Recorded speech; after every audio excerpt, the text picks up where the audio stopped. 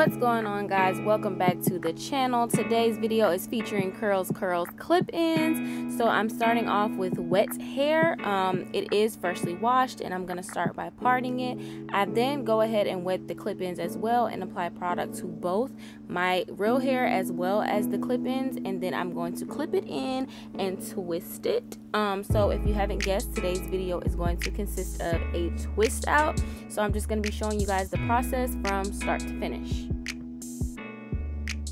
These are the products that I use here. They consist of the Camille Rose Coconut Water line, the leave-in detangling conditioner, as well as the style setter. I'm still in love with this line and I've had it for the longest time. It never fails me. So once I apply those, I go in with the dipping brush just to help blend my hair and make sure that my hair and the clip-ins are completely detangled. Next time, I'll definitely do straight parts. For some reason, when I'm applying clip-ins, I tend to just kind of part it with my finger and go with the flow instead of having straight parts. But I found that when I actually part my hair straight, I have less tangling with my hair and the clip-ins. So just a disclaimer, I know I didn't do it in this video, but for future reference, definitely make sure your parts are a little straighter.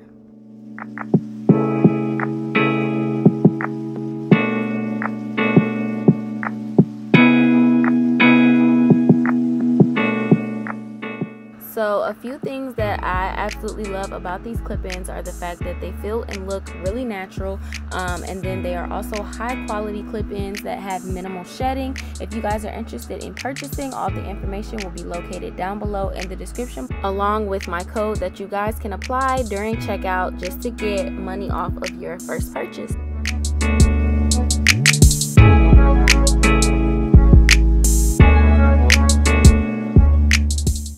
Next, I'm going in with a 4 width. I've already parted the section off, as you guys can see, and I just kind of go with the flow of, I guess you can say, my head shape to know what width to apply, and it also matters how you part it. So yeah, for those that may have trouble figuring out what width to use, just kind of try to go with the flow of your head shape. So I did go ahead and let these dry overnight because I actually did this in the evening, so I had no choice but to let them dry overnight.